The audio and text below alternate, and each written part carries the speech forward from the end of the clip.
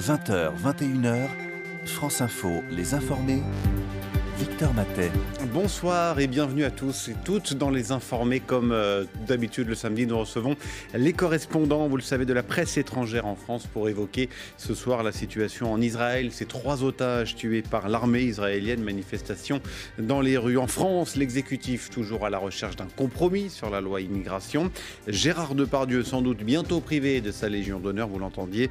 Et Elon Musk, le sulfureux patron de X, ex-Twitter et Tesla notamment, accueilli par l'extrême droite en Italie. Pour débattre, discuter, analyser tous ces sujets, Brigitte Hadès est avec nous. Bonsoir. Journaliste, chef du bureau britannique de la revue Politique Internationale. Vaïjou Naravane, bonsoir. Bonsoir. Correspondante pour les médias indiens en France. Alberto Toscano, je ne vous présente plus Alberto. Journaliste basé depuis très longtemps à Paris, journaliste italien bien sûr. Et Juan José Dorado, bonsoir Juan José. Buenas tardes. Journaliste pour la presse espagnole. Bienvenue à tous. 3 otages donc tués par erreur par l'armée israélienne, des jeunes Israéliens d'une vingtaine d'années, identifiés par erreur donc comme une menace dans le nord de la bande de Gaza. Le Premier ministre Benyamin Netanyahou, qui doit s'exprimer ce soir, a déjà dit regretter une insupportable tragédie qui plonge tout l'État d'Israël dans le deuil. Après cette annonce, des familles d'otages ont défilé à Tel Aviv pour réclamer un accord immédiat en vue de la libération des otages. Quelques 130 otages sont toujours portés disparus. Au-delà de ces faits, écoutez l'analyse du chercheur Hasni Abidi, spécialiste du Proche-Orient. Pour lui, le territoire de Gaza reste encore aujourd'hui un obstacle majeur pour Israël.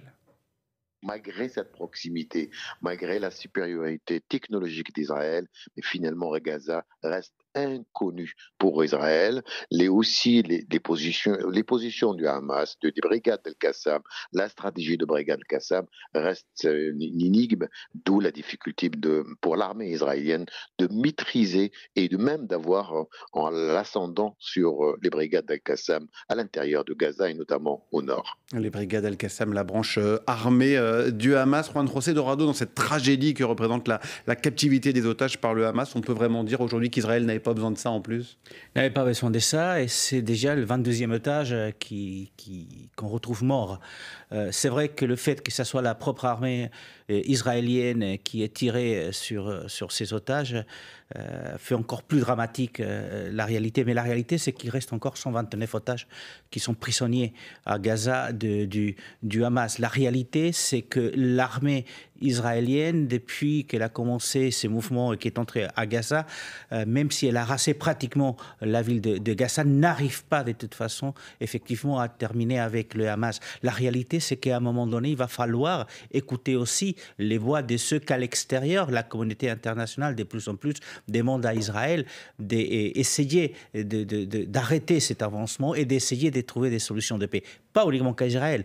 Le Hamas, ça reste un groupe terroriste, mais il va falloir aussi que le Hamas fasse de son côté quelque chose et qu'effectivement, il puisse se retrouver autour d'une table, parce que pour l'instant, tout ce qu'on fait, jour après jour, c'est rajouter des morts aux morts. Brigitte Hadès, cela illustre la tension, on comprend bien, pour les militaires israéliens qui se trouvent à Gaza, qui ont tué du coup 3 Israéliens par erreur. Ça illustre cette tension extrême. Oui, ils sont pas dans un état panique, mais dans un état de grande nervosité. Et moi, je retiens ce que je me demande si ce n'est pas un piège aussi qu'on leur a tendu, puisqu'il n'y avait plus personne dans cette zone. Est-ce qu'on ne les a pas mis, ces 3 otages, comme ça, avec des drapeaux blancs, mais en ne disant rien? Peut-être c'était vraiment... Étant donné que de toute façon, ces otages sont comme perdus, presque, quand j'en pense, avec tout ce qui se passe, tous les bombardements. Donc on se demande s'il n'y a pas eu comme une espèce de piège tendu aussi, pour qu'on soit encore plus roulé dans la farine, bon, j'ose dire. Enfin, vraiment, c'est même tellement tragique que c'est innommable. Donc, on se le demande. Mais en tout cas, moi, je retiens que la présence américaine et le secrétaire d'État qui était venu la semaine dernière, il a dit « je ne peux rien imposer à Israël », tout en étant quand même dans la volonté d'un accord, etc. Et que la présence américaine dans la région, surtout la navale et les porte-avions, vont empêcher quand même le conflit de s'étendre.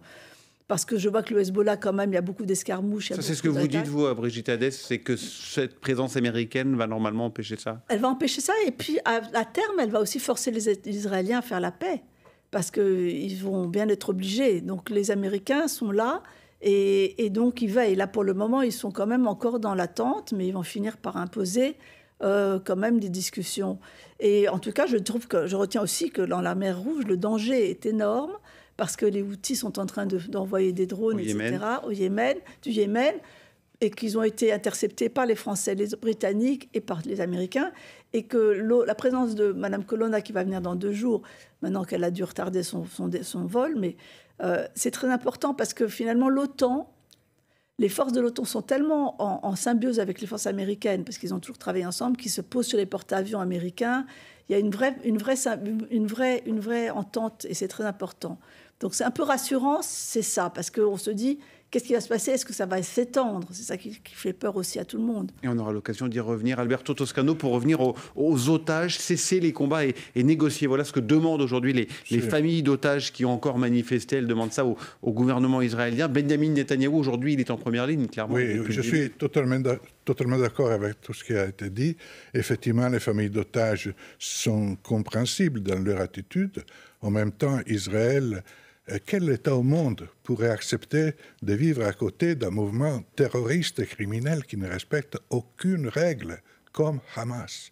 Quel État au monde ne se poserait pas un problème de sécurité pour son propre avenir? Et Israël ne peut pas accepter que Hamas, financé et aidé par l'Iran, parce que derrière tout ça, il y a un régime comme le régime iranien, une dictature épouvantable. Encore aujourd'hui, l'avocat qui a été à Strasbourg pour recevoir le prix Solzhenitsyn, Sakharov, je l'ai fait confusion, a été arrêté à son retour en Iran. Donc, cette dictature est intolérable et la propagation de ce régime dans cette partie du monde est le mouvement terroriste Hamas. Il y a un problème pour Israël et un problème stratégique de sécurité. On va y revenir, on va continuer la discussion dans un instant. On va marquer une première pause, 20h10. Le fil info avec Stéphane Milam. Un destroyer américain en mer Rouge a abattu 14 drones lancés depuis le Yémen, des zones contrôlées par les Houthis. Ces rebelles proches de l'Iran continuent leur attaque sur des navires étrangers, à tel point que l'armateur français CMA-CGM suspend à son tour la traversée de la mer Rouge jusqu'à nouvel ordre. Un hommage aux 10 morts, dont 4 enfants, de l'incendie l'an dernier d'un immeuble de Vaux-en-Velin près de Lyon. Près d'une centaine d'habitants et des élus se sont rassemblés cet après-midi près des lieux du drame. La plupart des résidents ont été relogés, mais la mairie envisage la rénovation de cet immeuble. Les proches de Colline Fay défilent à Grenoble. 150 personnes réclament une fois de plus au Sénégal sa libération. Cette Française de 26 ans est détenue depuis la mi-novembre à la suite de sa participation à une manifestation. Elle est accusée de complot contre l'autorité de l'État. Son frère parle d'accusations délirantes. Les États-Unis mettent en garde la Corée du Nord contre toute attaque nucléaire sur la Corée du Sud. Sinon, cela entraînerait la fin du régime de Kim Jong-un à travers une réponse rapide, écrasante et décisive. Les États-Unis et le régime de Séoul publient cet avertissement à l'issue d'une réunion consacrée à la dissuasion nucléaire. Et puis la large victoire du Havre sur son terrain face à Nice, 3-1, et cela permet aux footballeurs du PSG d'être assurés du titre honorifique de champion d'automne avant même de jouer demain face à Lille. France Info. 20h, 21h, les informés, Victor Matet. 3 otages israéliens tués donc par erreur par l'armée israélienne. On continue d'en débattre dans les informés. Je vous donne la parole. Vaïjou Naravané, on parlait de Benjamin Netanyahou. Son autorité est un peu plus affaiblie encore. Il avait promis à la fois d'anéantir le Hamas, à la fois de libérer les otages. Pour l'instant, il n'a réussi aucun des deux. Oui, parce que je crois qu'ils se sont fixés des buts de guerre qui sont totalement contradictoires. On ne peut pas aller chercher le Hamas sur son territoire et à la fois penser qu'on allait libérer les otages. C'est difficile à imaginer comment le Hamas se laisserait se battre et laisser les otages libres en même temps. Mais je reviens à ce que disait Alberto tout à l'heure en disant que quel État pourrait accepter qu'une organisation terroriste comme le Hamas vit à côté de lui, mais c'est exactement ça que Benjamin Netanyahou a fait depuis une dizaine d'années quand même. Et c'est là qu'il commence à payer parce que le Hamas a pu s'armer, s'organiser grâce à des millions de dollars que le gouvernement israélien les a laissés recevoir de plusieurs sociétés écrans. C'est un des reproches qu'il fait régulièrement à Benjamin Netanyahou. New York Times a publié aujourd'hui un énorme article donnant les noms des gens des groupuscules armés qui font partie de la famille Hamas, si vous voulez, avec les noms que les Israéliens, l'intelligence israélienne savait, connaissait. On a dit à Netanyahou, voilà ce système de financement de Hamas. Il a dit, ce n'est pas important, ça ne nous intéresse pas. Parce qu'il voulait, il pensait, effectivement, il a joué et il a perdu, que Hamas pourrait être stabilisé, que tout ce qui leur intéressait, c'était de gouverner, mais ne pas attaquer l'Israël. Et là, c'était une erreur colossal. Et Benjamin Netanyahou et tout l'Israël aujourd'hui est en train de payer le prix d'avoir encouragé cette organisation qui était complètement terroriste, épouvantable, qui a toujours manipulé le nationalisme religieux. Je crois que le rôle de l'Iran... Je crois qu'il y a une responsabilité tout d'abord du régime iranien qui essaie depuis longtemps d'empêcher la stabilisation de cette partie du monde. Et aujourd'hui, nos pays démocratiques payent tous les jours le danger représenté par le régime iranien et on le voit par son soutien aux rebelles au Yémen qui menacent les bateaux marchands de nos pays. Et le Hezbollah aussi, hein. Le Hezbollah au Liban, oui, c'est aussi les Iraniens. Et ils ont d'ailleurs leur base, ils leur donnent des armes, etc., d'Irak. Il y a une faction en Irak, près de Bagdad, qui leur fournit en armes et en munitions. Je vous redonne la parole après, Brigitte Hadès, Juan José Dorado, qui voulait revenir, je crois. Je suis tout d'accord avec vous, mais sauf qu'on oublie que Benjamin Netanyahou était déjà affaibli avant le 7 octobre. Qu'il est affaibli parce qu'il a des délais judiciaires. Il était affaibli par la réforme de la justice. Avec des manifestations de centaines de milliers de personnes chaque samedi. Il est affaibli et ça, parfois on fait comme si ça n'existe pas.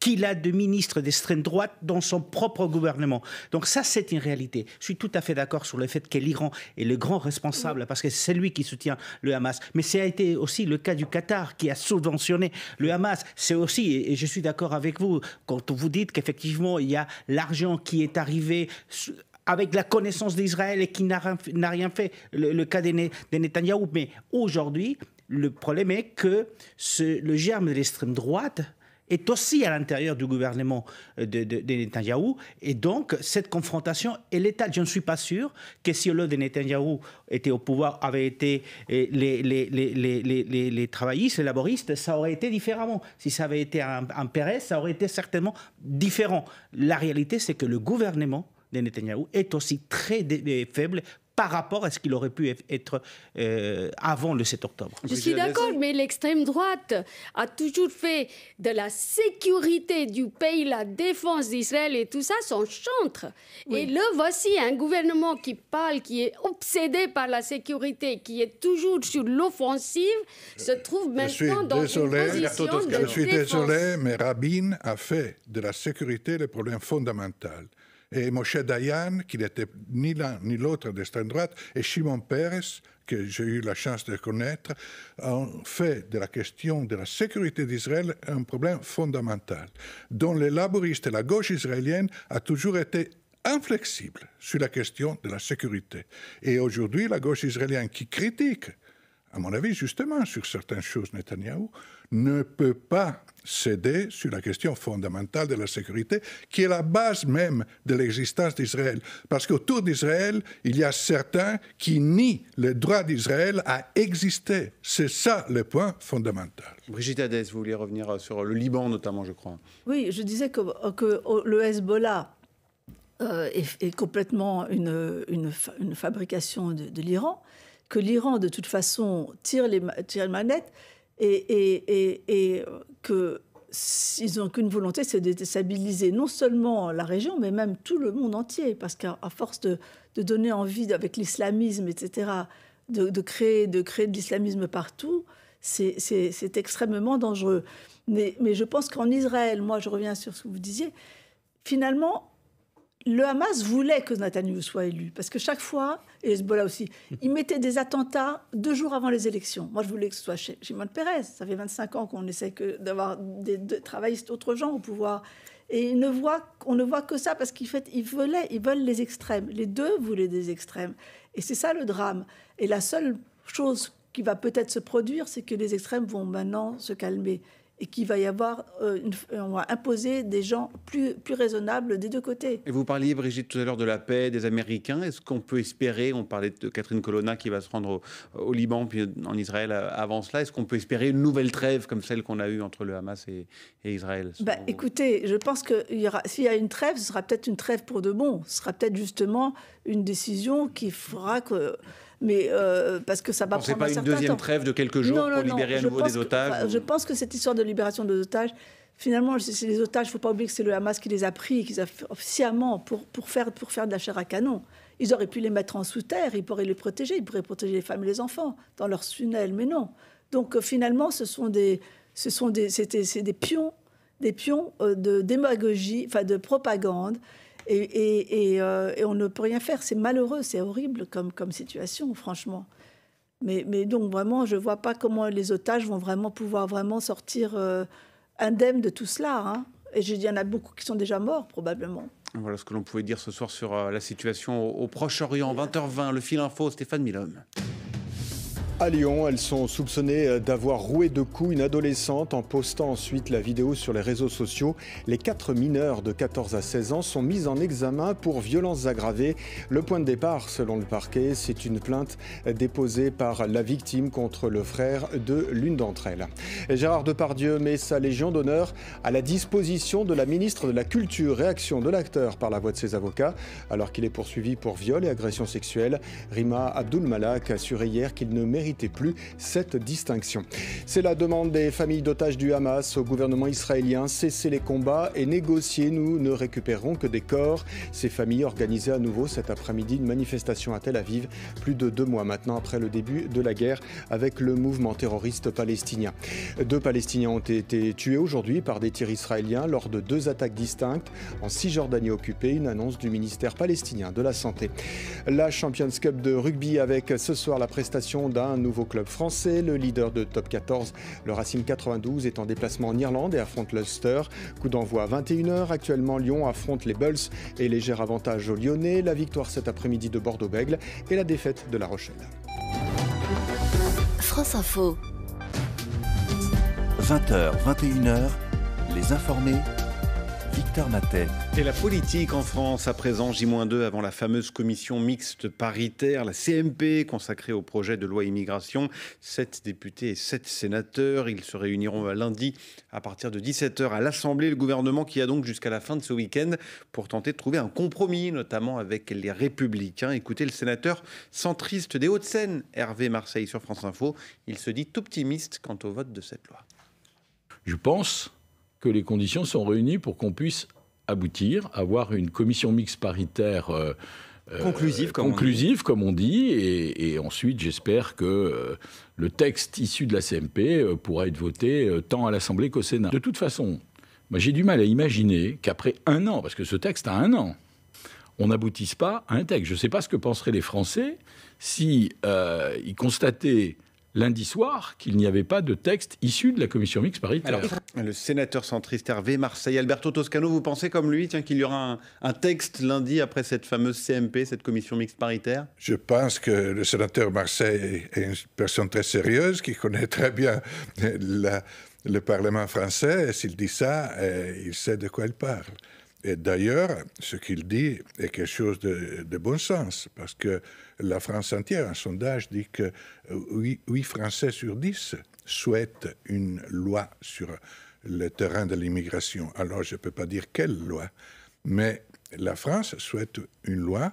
Encore faut-il dire que le gouvernement ne se peut peut-être pas très bien pris ce sujet, parce que c'est un gouvernement minoritaire en réalité. Il n'a pas une véritable majorité parlementaire et le dialogue aurait dû être commencé avant.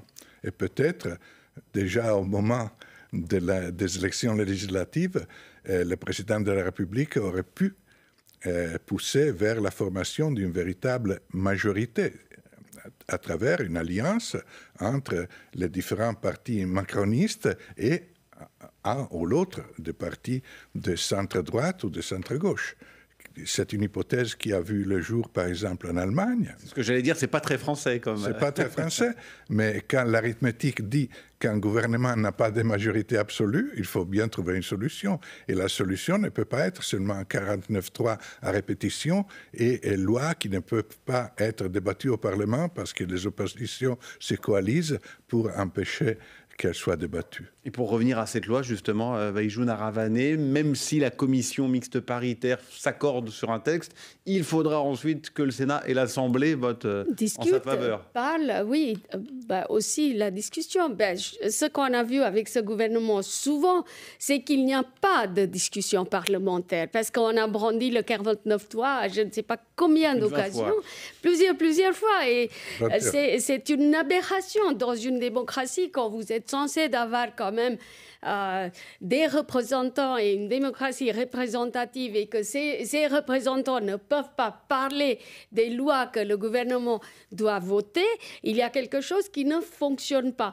Mais ce qui est aussi clair sur l'immigration, c'est que 8 Français sur 10, comme dit Alberto, souhaitent une loi sur l'immigration, mais personne semble concorder sur qu'est-ce que doit être véritablement le contenu de cette loi. C'est pour ça qu'on voit d'un côté l'extrême droite et de l'autre côté les écologistes qui se coalescent au Parlement pour assurer la défaite du gouvernement et la défaite du loi proposée par Gérald Darmanin, qui est une situation qui est quand même assez extraordinaire parce que les clivages droite-gauche en France sont quand même assez fortes, assez solides. On n'attend pas normalement trouver les écologistes et le RN liés sur quelque sujet que ce soit. Juan José Dorado, ce serait un énorme revers pour le gouvernement, pour Emmanuel Macron, pour Gérald Darmanin qui a déjà subi un camouflet si cette loi venait à être totalement rejetée. Tout à fait, ce serait un énorme revers, mais c'est paradoxal parce que la France, quand on parle des diplomaties, elle trouve toujours des accords, mais quand il s'agit des politiques intérieures, elle est incapable de trouver un compromis avec qui que ce soit à l'intérieur de l'Assemblée nationale ou du Sénat. Ce qui est réel, c'est qu'aujourd'hui, de toute façon, le gouvernement a utilisé 21 fois le 49.3. J'ai vraiment mal quand j'entends des ministres nous dire que le Parlement n'a pas eu la possibilité de débattre sur l'immigration quand effectivement ils l'ont empêché à 21 reprises. Mais ce qui m'est fait le plus mal, si vous voulez, par rapport à la France, c'est justement que l'immigration, on a fait un sujet majeur et quand vous regardez les chiffres de l'OCDE, la part des immigrés dans la population française est sous la moyenne des pays OCDE. Le nombre d'immigrés arrivés en France en 2022, la France n'arrive qu'en 5e position derrière l'Espagne, l'Italie, etc., etc. Donc en fait, on a fait un gros sujet comme si l'immigration était le mal absolu en France, et ce n'est pas du tout le cas. Et c'est pour ça que ce qui a été proposé par la droite au Sénat me paraît dangereux. Mais cela dit, la commission mixte paritaire va trouver un accord. Tout le monde va mettre de l'eau dans son vin. Par contre, est-ce que l'aile gauche de la majorité va voter ce qui va être décidé par la commission mixte paritaire? Ça reste encore à voir. Je vous voyais acquiescer, Brigitte Hadès. On n'a plus que quelques secondes avant la pause. Je suis très surprise de voir à quel point, finalement, il n'y a pas tant d'étrangers en France que ça. 7,8%. En 1946, il y en avait 6,5. En 1946, je veux dire, il ne faut pas exagérer. Mais je crois que ce n'est pas ça le problème. D'abord, les Français ne sont pas obsédés par ce problème. Ils ont des problèmes de fin de mois. Et ça, c'est vraiment fondamental. Mais je pense qu'il y a une polarisation politique et une volonté d'instrumentalisation de cette loi, qui est d'ailleurs une loi complètement inefficace, qui ne sera même pas efficace. Elle va décevoir les Français. Elle ne sert à rien. Parce qu'en fait, le problème, ce n'est pas ça. C'est de pouvoir renvoyer les gens qui sont illégaux chez eux. Et les pays ne veulent pas les accepter. Et donc, en Angleterre, ils ont une solution absurde aussi, dont je vous parlerai après. On va continuer à en parler justement dans la deuxième partie. Désinformer les informés reviennent après l'info.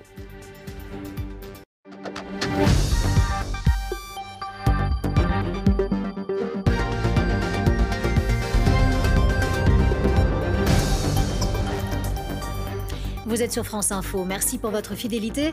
Le Flash, on commence avec l'armée israélienne qui a livré aujourd'hui les premiers éléments de son enquête sur la mort des 3 otages tués par des soldats à Gaza. Torse nu, les 3 hommes agitaient un drapeau blanc. Les familles d'otages demandent un cessez-le-feu immédiat et des négociations avec le Hamas. Yann Effelé. 3 visages, 3 jeunes Israéliens de moins de 30 ans enlevés par le Hamas et tué hier par les forces israéliennes. Il s'agit d'un événement triste et douloureux pour nous tous, et l'armée israélienne est responsable de tout ce qui s'est passé. Nous avons immédiatement commencé à enquêter sur l'incident. Les premiers éléments communiqués sont accablants pour l'armée et révèlent de graves erreurs. Les 3 otages sont apparus sans t-shirt devant des militaires dans le nord de la bande de Gaza. Ils ont agité un drapeau blanc improvisé avec un bâton et du tissu. Le soldat se serait senti menacé. Il tire. 2 otages meurent. Le 3e est blessé et se rue dans un bâtiment. Les soldats entendent alors un appel à l'aide en hébreu. L'homme ressort. Un nouveau tir le tue. Selon l'armée, les auteurs des tirs auraient agi contrairement au protocole. Le Premier ministre a immédiatement regretté une insupportable tragédie. Ce soir, une manifestation réunit plusieurs centaines de personnes à Tel Aviv.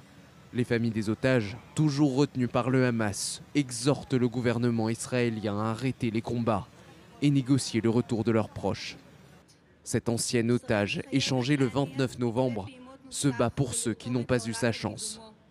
Il y a 10 jours, j'ai assisté à une réunion avec les membres du cabinet de guerre. Je les ai suppliés et nous avons tous convenu que les combats pourraient causer du tort aux otages. Malheureusement, j'avais raison.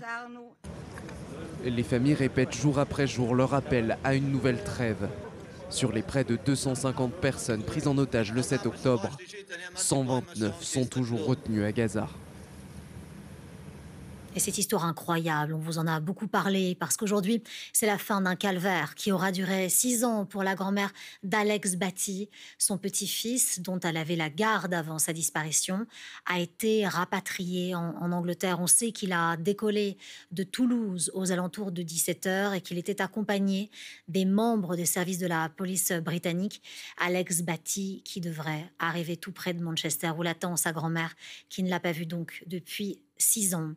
On passe à la météo, et la météo qui nous joue des tours par ailleurs. Des inondations en Charente-Maritime qui n'en finissent pas. La Charente-Maritime touchée de plein fouet. L'eau s'est étendue, comme vous pouvez le voir, partout autour du lit du fleuve. Et les inquiétudes, bien évidemment, sont vives, particulièrement à Saintes, une ville touchée de plein fouet par les crues dont le pic a été atteint ce samedi. Néanmoins, les autorités se sont organisées pour pouvoir évacuer un maximum d'habitants. Et puis, cette image forte, très forte, Notre-Dame de Paris renaît de ses cendres. Le coq de la cathédrale a fait un retour flamboyant au sommet, tout un symbole pour les catholiques, mais aussi pour les non-croyants. En haut de la flèche, avec cet animal doré qui contient des répliques rescapées de l'incendie, très précieuses aux catholiques. Voilà, c'est la fin de ce Flash Info. Merci infiniment de nous avoir suivis. À suivre, vous retrouverez les informés du soir. Quant à moi, je vous retrouve demain pour votre 19-20. Très belle soirée sur France Info, bien sûr. À demain.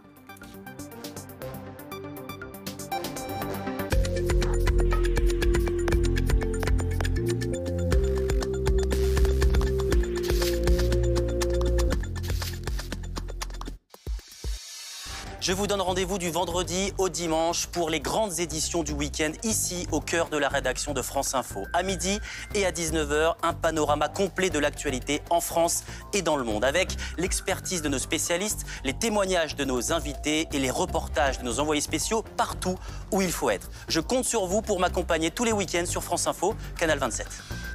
Les 12-13 et 19-20 infos du week-end, présentés par Julien Benedetto sur France Info, Canal 27.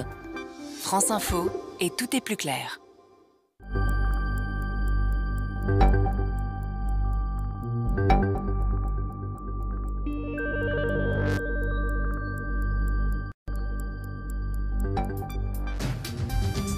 20h, 21h, les informés, Victor Matet. » La suite des informés, ils sont toujours avec nous en studio. Brigitte Hadès, chef du bureau britannique de la revue politique internationale. Vaijouna Ravané, correspondante pour les médias indiens en France. Alberto Toscano, journaliste italien à Paris. Juan José Dorado, journaliste pour la presse espagnole. On continue à parler de la loi immigration avec, vous le savez, la commission mixte paritaire, commission parlementaire qui doit se réunir après-demain. On commence à évoquer, je vais vous redonner la parole, Brigitte Hadès, ce qui se passe un peu dans vos différents pays. En Angleterre, il y a eu une loi immigration votée cet été qui a durci les conditions, et il y a eu aussi une loi, si l'on peut dire, qui a été adoptée ces derniers jours et qui fait beaucoup de bruit.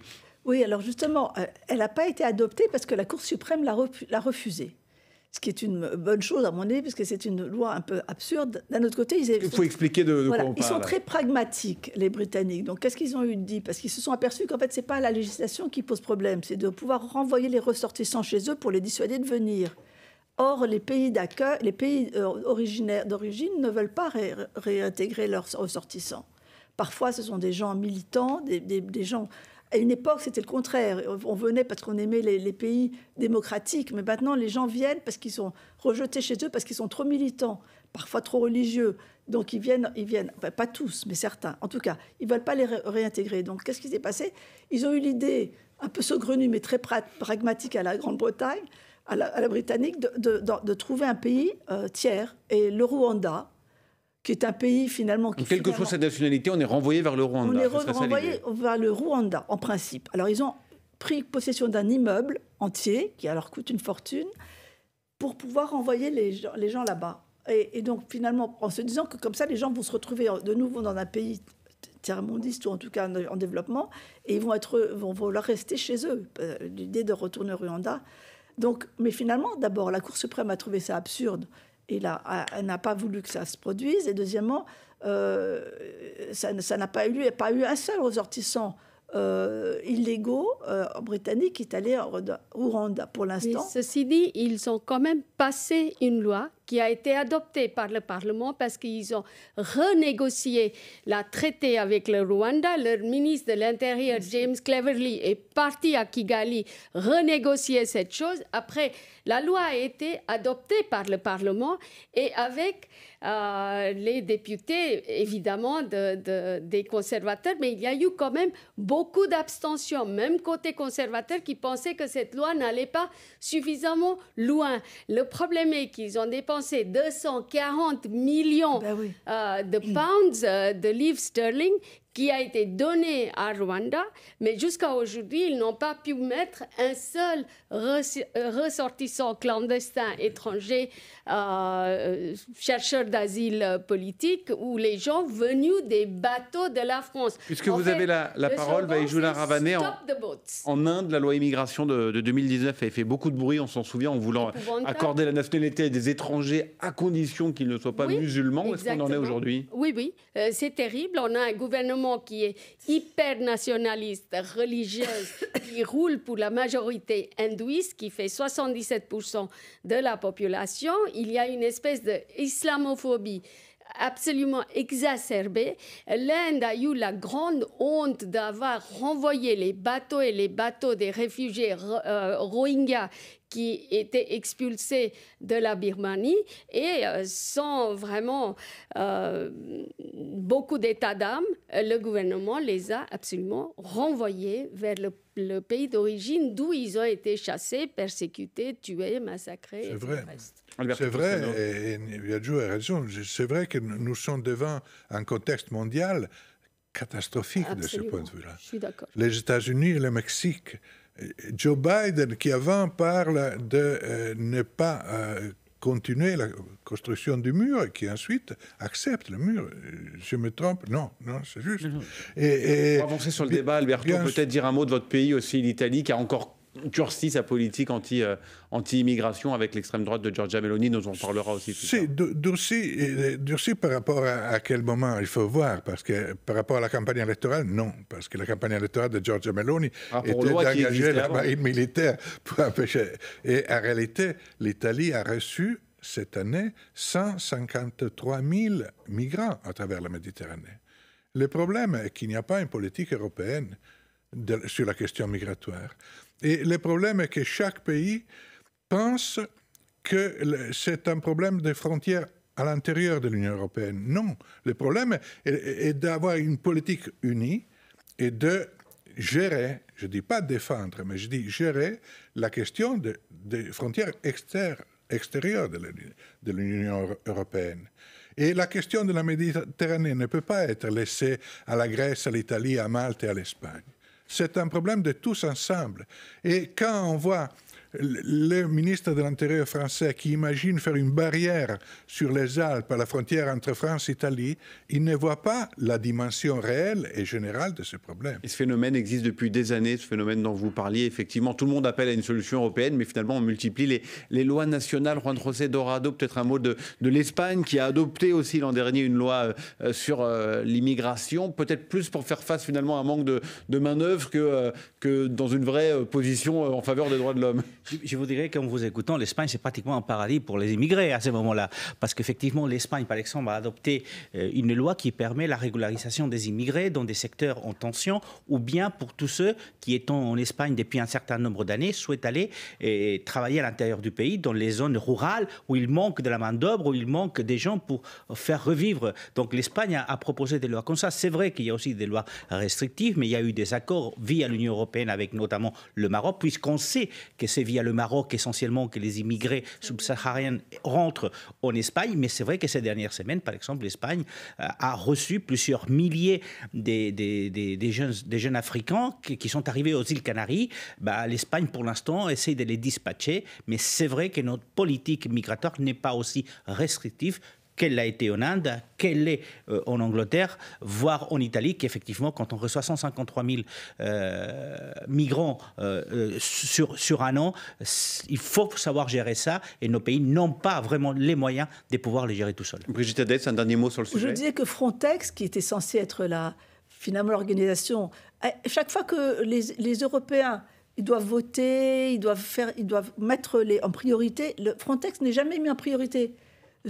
Mais c'est honteux, c'est absurde, parce que c'est vraiment le nerf de la guerre, c'est Frontex. Et je ne sais pas pourquoi, c'est jamais vraiment la priorité pour les membres de l'administration, enfin de l'Union européenne. Enfin, je trouve ça absolument fou.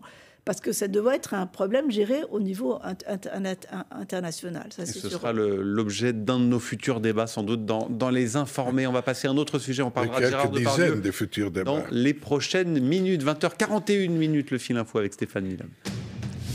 Sans surprise, la motion de censure de la France Insoumise est rejetée ce soir par l'Assemblée nationale. Elle avait été déposée par la France Insoumise, donc après le 21e 49.3 déposé par Elisabeth Borne. De fait, la partie recette du budget de l'État est adoptée et la chef du gouvernement déclenche ce soir un autre 49.3, le 22e, pour faire adopter cette fois et toujours sans vote l'ensemble de ce texte en nouvelle lecture. À 3 jours de l'examen de la loi immigration, les écologistes réclament la levée du huis clos de la commission mixte paritaire, une demande à la présidente Yaël Braun-Pivet. Ils estiment que ce projet affectera directement la vie de milliers de personnes et le parcours législatif ne peut se dérouler dans l'opacité. Au Vatican, un cardinal italien de haut rang condamné à 5 ans et demi de prison, Angelo Becciu, est reconnu coupable de fraude financière. Cet ancien proche conseiller du pape François était jugé avec une dizaine de prévenus dans ce procès autour d'opérations financières du Saint-Siège. siège. Il a décidé de faire appel. La Champions Cup de rugby avec la deuxième journée des phases de groupe. Et dans 10 minutes, le Racing 92, leader de top 14, jouera face à l'Ulster. Lyon l'emporte face aux Bulls 29-28. Et puis un appel à la grève lundi à la RATP. Et cela, un RER sur 2 roulera sur la ligne B. La compagnie invite les clients à préférer le télétravail autant que possible ou différer leur déplacement. Des salariés appellent à la grève et contestent la procédure disciplinaire prononcée à l'encontre d'un collègue. France Info. 20h, 21h, les informés, Victor Matet. Après la diffusion, il y a près de 10 jours maintenant, du magazine Complément d'enquête, Gérard Depardieu annonce par la voix de ses avocats qu'il va mettre sa Légion d'honneur à la disposition de la ministre de la Culture, Rima Abdul-Malak, qui a annoncé ce matin une procédure disciplinaire qui pourrait aboutir au retrait de cette distinction. La ministre était ce matin l'invitée de France Info. Gérard Depardieu est un monument absolu du cinéma français. Au-delà de son nom, il y a tout ce qu'il représente. Et la Légion d'honneur, finalement, a récompensé ça. Elle a récompensé sa carrière, ses rôles magnifiques. Elle a récompensé aussi ce qu'il a donné à la France et l'image qu'il donne à la France dans le monde, au fond. Aujourd'hui, avec des propos de harcèlement sexuel comme ceux qu'il a tenus sur ce tournage, et je distingue les autres plaintes qui relèvent de la justice, et ce n'est pas à moi de les commenter, mais rien que sur ces propos-là, il y a déjà matière à débattre de l'adéquation entre ce que représente la Légion d'honneur et les propos qu'il a tenus, qui sont des propos véritablement intolérables. La ministre de la Culture, les avocats de Gérard Depardieu s'interrogent sur cette démarche, je les cite, se demandant si elle ne porte pas ainsi un coup supplémentaire à une présomption d'innocence déjà agonisante. Il est aussi dans la fonction de Rima Abdul-Malak de participer, je le cite encore, aussi activement à la chasse à l'homme et au lynchage médiatique dont ils estiment que leur client a fait l'objet. Alberto Toscano, votre regard sur tout cela ? C'est difficile de s'exprimer. Évidemment, les expressions utilisées par Gérard Depardieu sont intolérables. Et vraiment, je les ai écoutés, j'ai vu ce documentaire, mais ça m'énervait de rester là. J'avais vraiment envie de changer de chaîne. De l'autre côté, une chose est l'artiste, et l'œuvre d'art est une chose est la vie privée de l'artiste. La fameuse différence entre l'artiste et l'homme. Excusez-moi, j'ai du mal à m'exprimer. Je n'ai du mal à avoir une opinion. Parce que je crois que la justice doit faire son travail et punir ce qui doit être puni. Et on a confiance en la justice. Et on voudrait qu'il y ait des plaintes, et des plaintes peut-être le plus tôt possible de la part des victimes de certaines violences pour que la prescription n'entre pas en jeu et pour que les procès ne soient pas possibles. Donc, ma considération est celle-ci. Vahijuna Ravané, est-ce que vous avez un avis plus tranché ? Le ministre a dit quand même quelque chose. Elle a dit que, bien sûr, il ne faut pas faire un boycott de ces films. Il a contribué, il a fait une très grande contribution au cinéma français et il ne faut pas ignorer l'œuvre. Par contre, elle a dit quand même que les actions de Depardieu, ses commentaires et tout ça étaient tellement répréhensibles qu'ils ne portaient pas gloire à la France. Et quelque part, quand on vous donne la Légion d'honneur aussi, vous devenez quelqu'un qui un peu porte quand même le drapeau de la France, ou vous faites l'honneur à la France avec ça. Elle disait que c'est pas la première fois qu'on a dit à Gérard Depardieu qu'il portait atteinte à l'image de la France par son comportement. Il y a eu des maintes incidents. Il y a eu beaucoup de polémiques par le passé. Beaucoup de polémiques dans le passé aussi. Et là, maintenant, ces choses, les propos qu'il a tenus, surtout sur la petite fille et tout ça, c'est absolument épouvantable. Ceci dit, c'est un colosse du cinéma. Il faut évidemment reconnaître ça, évidemment respecter ses films, respecter son travail et aller voir ses films. Juan José Dorado. Alors moi, j'ai deux premières réflexions. La première, c'est qu'effectivement, les déclarations de la ministre, et pas que de la ministre, portent quand même atteinte à ce sacro-saint nom de la liberté, de l'innocence, de la présomption d'innocence. Elle dit en même temps qu'elle ne se mêle pas des procès éventuels qui pourraient avoir lieu. La dialectique, c'est très bien. Voilà. Mais la réalité, c'est que c'est comme ça. Et donc, ça, Ça, j'ai un peu du mal avec ça. La deuxième chose, c'est que la ministre, avant d'être ministre, était la conseillère culture à l'Élysée. Elle était au courant. Elle a entendu qu'elle ne vient pas nous dire qu'elle n'était pas au courant. La première plainte pour viol, la mise en examen pour viol contre Depardieu date de 2020. On est à 2024 pratiquement. C'est vrai qu'il y a eu complément d'enquête. Vous voulez dire, Juan Rosé, qu'on aurait pu finalement lui enlever on aurait pu lui enlever largement il y a 3 ans et on ne l'a pas fait. C'est vrai que les propos ignobles qu'il a tenus... Au nom peut-être de la présomption d'innocence et que ces propos en quelque chose... Ces propos n'apportent rien après une mise en examen et au fait qu'il y ait une nouvelle plainte d'agression sexuelle. La dernière chose, c'est qu'on ne peut pas séparer l'homme de l'artiste. Quand je regarde un film aujourd'hui de Depardieu, je ne le regarde pas avec les mêmes yeux. Parce que là, il y a une histoire. Quand tu vois Depardieu dans certains films, tu te poses la question.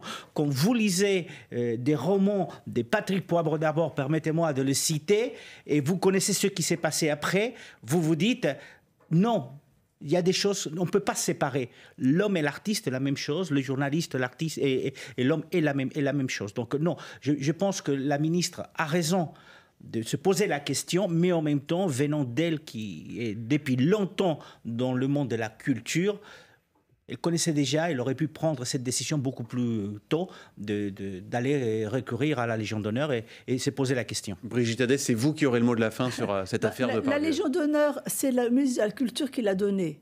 Donc c'est pour ça que si c'était un militaire, ce serait le ministre de la Défense qui l'enlèverait. Mais je vous signale qu'à part Maurice Papon, on n'a jamais enlevé la Légion d'honneur de personne.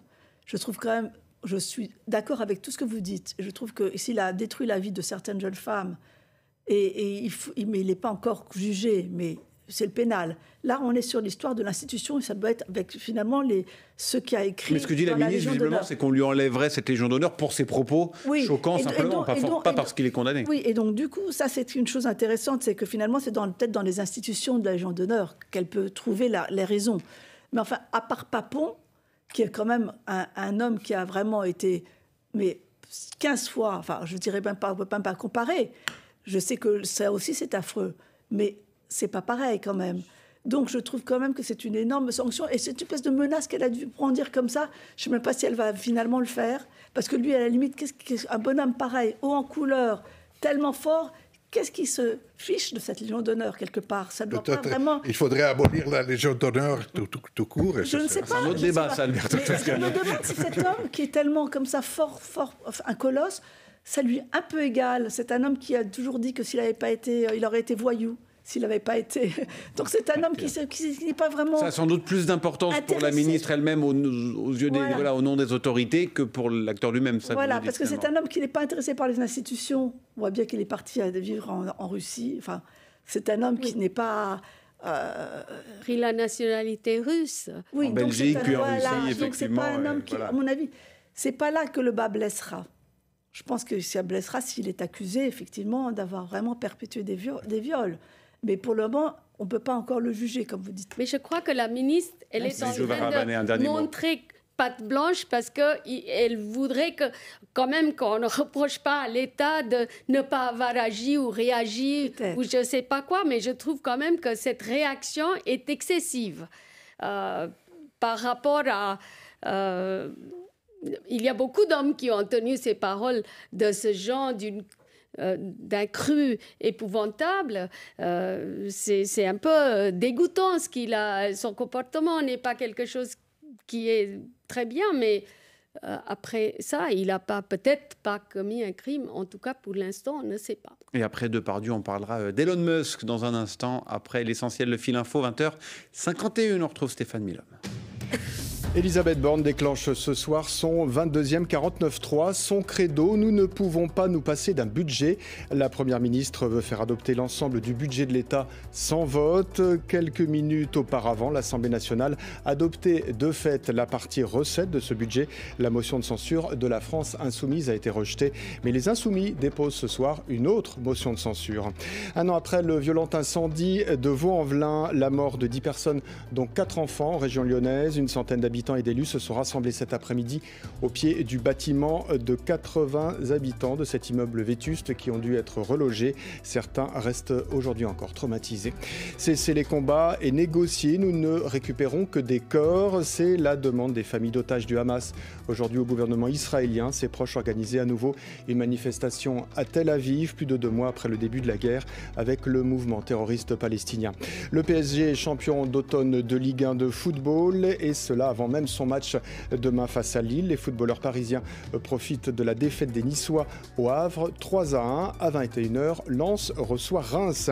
Et puis un nouveau symbole fort cet après-midi pour la renaissance de la cathédrale Notre-Dame de Paris. Le coq a retrouvé sa place au sommet à 96 mètres et sous un beau soleil. Un nouveau modèle en forme de phénix pour renaître de ses cendres car le précédent modèle était trop abîmé après l'incendie d'avril 2019. France Info.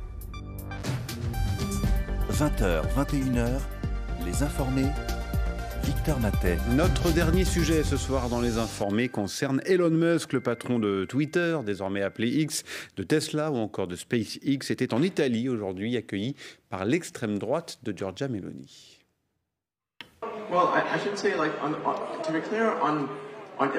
Eh bien, je peux dire pour être clair sur l'immigration que je suis globalement très favorable à l'immigration légale. En règle générale, je pense qu'il faut accueillir dans un pays toute personne disposée à travailler dur et à être honnête, c'est-à-dire à faire preuve d'une grande intégrité et à apporter un plus à un pays donné. Si quelqu'un représente un atout pour un pays, pourquoi ne pas l'accueillir ?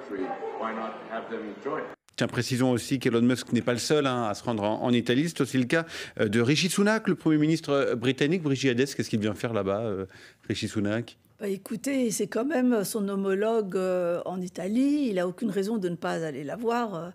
Et d'ailleurs, Madame Meloni, qui a toujours été effectivement, parce qu'elle aimait beaucoup Mussolini quand elle avait 20 ans, mais entre-temps, elle est quand même une Européenne convaincue, peut-être parce qu'elle dépend des fonds de l'Europe, de l'Union européenne.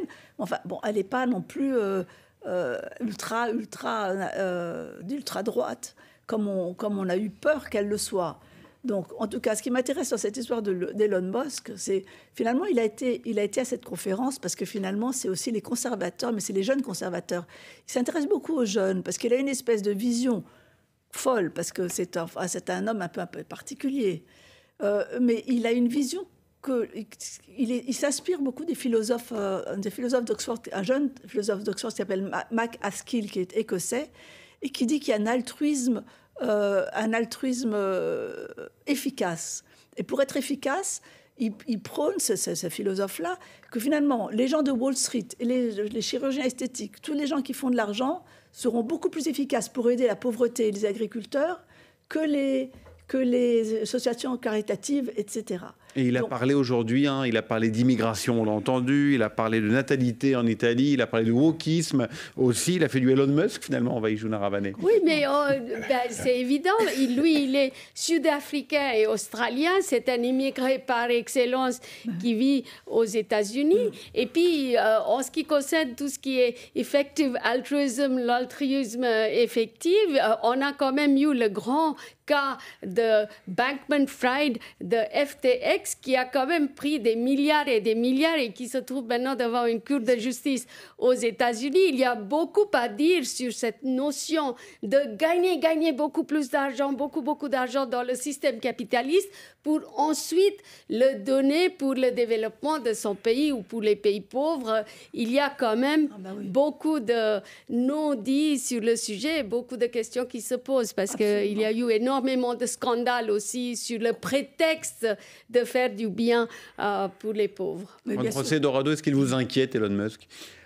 Je crois qu'il doit nous inquiéter tous.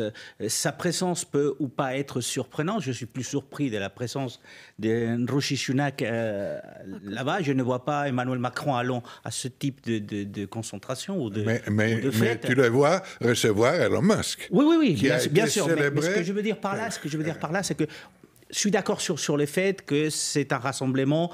La meilleure définition que quelqu'un a trouvée pour ce rassemblement, c'est mon fils qui a 16 ans et qui m'a dit, en fait, c'est la fête des Lumas, quoi. Et donc, c'est ça. C'est la fête des Lumas, version italienne plutôt des droites. Conservatrice. Mais plutôt des droites que des gauches. Mais c'est ça. On a de la musique, on a des conférences, on a des gens qui viennent nous parler, donc c'est la fête des loupas. Mais au-delà de ça, je ne suis pas étonné qu'il soit là, d'abord parce qu'il est à la tête des entreprises mondiales.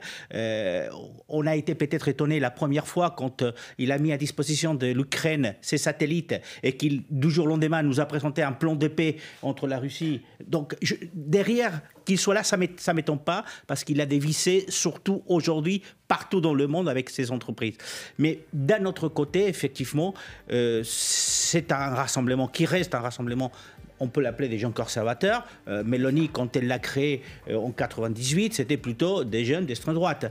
Donc aujourd'hui, c'est vrai que c'est devenu quelque chose de plus important parce qu'elle est au gouvernement. Cela dit, il faut faire attention. Le leader de l'extrême droite espagnole, Santiago Abascal, qui est au Parlement espagnol, lui, il est aussi invité, il est présent ce week-end du côté de l'Italie pour assister à cette fête. Et c'est déjà la fin, malheureusement, des informés ce soir sur France Info, les correspondants de la France, de la presse étrangère que vous êtes. Merci à tous les quatre d'être venus. Brigitte Hadès, Vaïjou Naravane, Alberto Toscano et Juan José Dorado. Les informés qui ne sont pas seulement de beaux parleurs, mais aussi des écrivains. Vélo contre la barbarie nazie, c'est le titre de votre livre, Alberto, qui sort pour une nouvelle édition aux éditions Duno.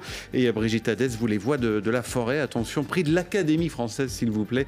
Prix Ève Delacroix. Voilà, 2 conseils de lecture avant les fêtes. Nos informés à l'honneur, les informés qui reviennent demain matin pour l'édition, vous le savez, consacrée à l'Europe. Très bonne soirée.